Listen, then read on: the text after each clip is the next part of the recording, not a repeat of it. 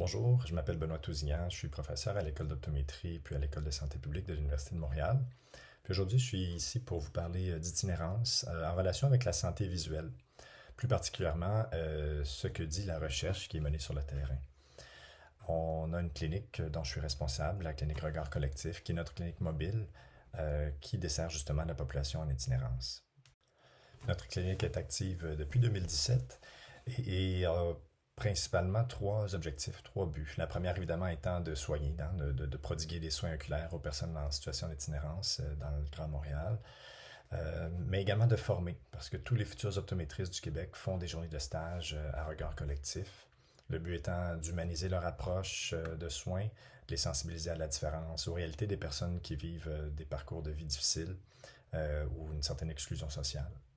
Et troisièmement, de comprendre en faisant de la recherche. Pourquoi de la recherche? Ben, c'est que c'est un outil qui peut être diffusé à large échelle, hein, à l'extérieur des cercles qui sont déjà impliqués en itinérance. Donc, on cherche à prêcher pas seulement aux convertis, mais peut-être de sensibiliser des organismes externes, gouvernementaux, des décideurs, des acteurs politiques. Ça nous permet de diffuser ce qu'on fait ailleurs, dans d'autres milieux dans le monde, auprès de d'autres cliniciens ou de d'autres instituts académiques, de provoquer des échanges de pratiques avec d'autres qui travaillent dans le domaine. Notre clinique nous permet de nous déplacer un peu partout. On a un véhicule à l'intérieur duquel on transporte tout l'équipement pour reproduire une salle d'examen, mais à l'intérieur d'un des organismes qu'on va visiter. Donc, ça nous permet de faire des examens oculovisuels vraiment au même niveau que dans une clinique conventionnelle, ce qui nous permet de faire différents types d'examens. Oui, des examens pour les lunettes, mais aussi des examens au niveau de la santé des yeux. On va faire tout ce qu'on peut faire dans une clinique standard, c'est-à-dire on va faire des examens aussi pour dilater les pupilles, examiner la santé intérieure de l'œil, les dépistages au niveau des complications oculaires du diabète, les cataractes, certaines autres maladies oculaires qu'on peut soit traiter en première ligne, soit référer à des ophtalmologistes pour des soins de seconde ligne, des soins chirurgicaux par exemple, si on pense à la cataracte. Et tout ça dans une relation très complémentaire avec les organismes qu'on dessert, où on a des intervenants qui nous aident à la logistique de la clinique, à orienter les références, à faciliter des fois l'accompagnement des patients à leurs autres rendez-vous.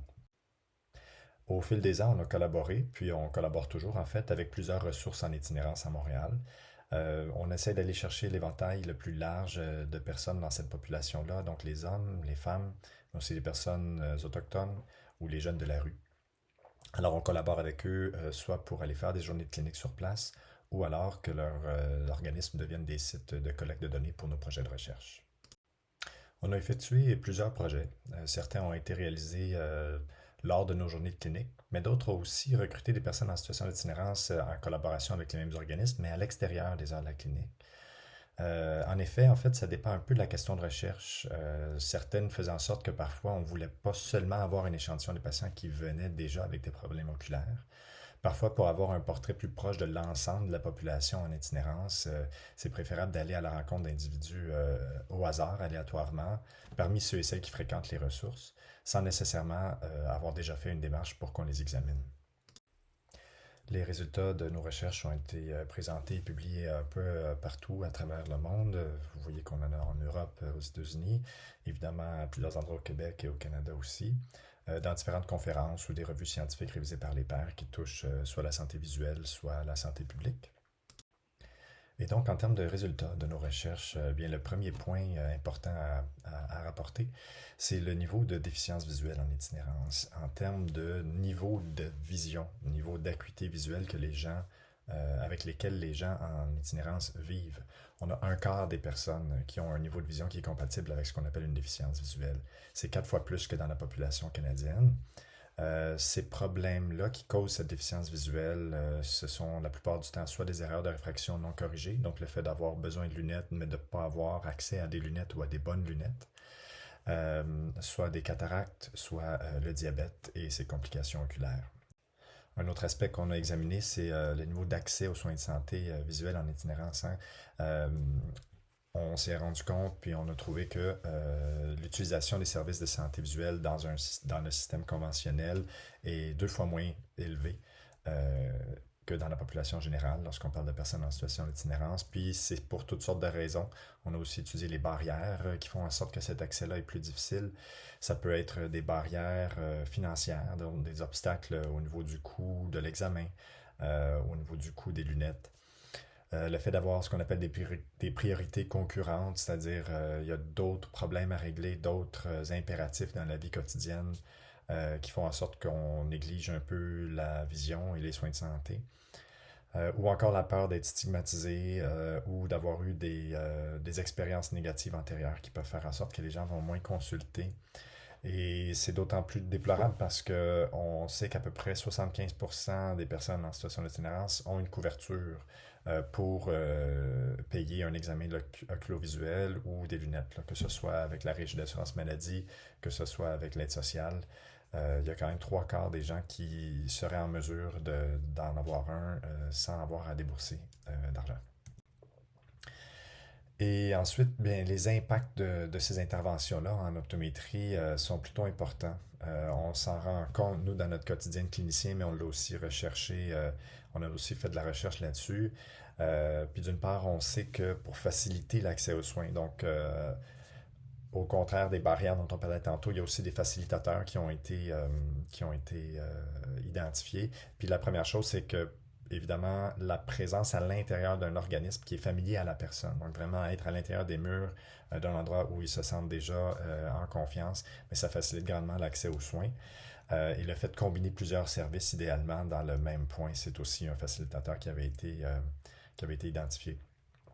Ce qui est très encourageant, c'est que suite à un examen oculovisuel, on retrouve un niveau d'acuité ou un niveau de vision qui, dans plus de 99% des cas, ne sont plus en déficience visuelle. Donc, on réussit à sortir les gens de ce niveau-là dysfonctionnel de la vision avec un examen de la vue et une paire de lunettes ou une intervention secondaire en chirurgie de la cataracte, par exemple. Alors, au niveau de l'impact de nos interventions, on voit aussi évidemment une amélioration de la vision.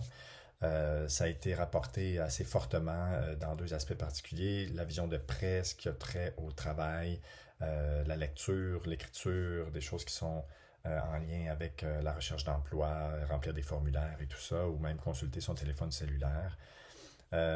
Aussi la vision de loin, qui est en lien avec des déplacements sécuritaires dans un environnement urbain qui peut être semé d'embûches, hein, puis avoir justement comporter certains dangers. On s'est aussi penché sur l'image de soi. On n'a pas réussi à dégager des résultats concluants au niveau de la recherche, mais je vous dirais que sur le terrain, on a vécu à répétition des épisodes très touchants ou qui nous ont été rapportés par la suite par des intervenants, où les personnes en situation d'itinérance ont vraiment changé leur attitude, leur fierté, une fois qu'ils avaient eu leurs lunettes. Ici, vous voyez l'exemple d'un homme qui avait des lunettes de myope très très fortes qui tenaient avec du ruban adhésif. Hein. C'est quelque chose qu'on voit malheureusement souvent. Puis vous voyez les nouvelles lunettes qu'il a pu recevoir et la différence que ça fait. On a aussi mené de la recherche qualitative, c'est-à-dire des entrevues où on va chercher dans les mots de la personne la différence que l'intervention en optométrie va faire dans leur quotidien. Globalement, on a un impact significatif sur la qualité de vie. Pas vraiment de différence liée au genre ou à l'âge, mais des réels impacts dans le quotidien. Des choses comme je peux lire les enseignes, les petits chiffres, les petites lettres de loin, je vois plus clair, moins de mots de tête. Je trouve ça agréable, j'arrive à mieux voir mon téléphone cellulaire par exemple, donc c'est des choses qui rejoignent ce que je disais précédemment. Avant, je voyais absolument rien, j'y allais par mémoire, tout a changé, je suis capable de faire mon travail.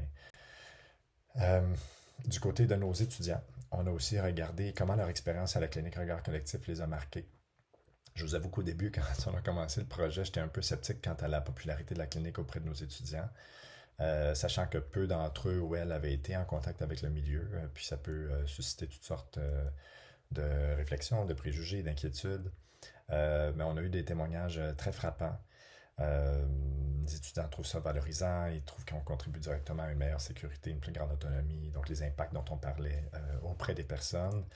Donc, ils étaient témoins justement de l'impact qu'on a dans leur pratique. Et puis, d'améliorer leurs compétences en point de vue de jugement social, d'un point de vue humanitaire. Un autre étudiant qui rapportait qu'il avait fait face à un patient qui était dans la même tranche d'âge que lui Et donc, de voir ce rapprochement-là, puis comme quoi la frontière et la ligne est mince hein, entre une personne qui est dans la rue et quelqu'un qui ne l'est pas. On a examiné aussi à quel point le fait d'avoir une formation théorique, parce qu'à chaque année, on fait une session de formation et de questions-réponses, un genre de conférence avec un intervenant du milieu de l'itinérance, avec tous les étudiants qui vont commencer leur stage.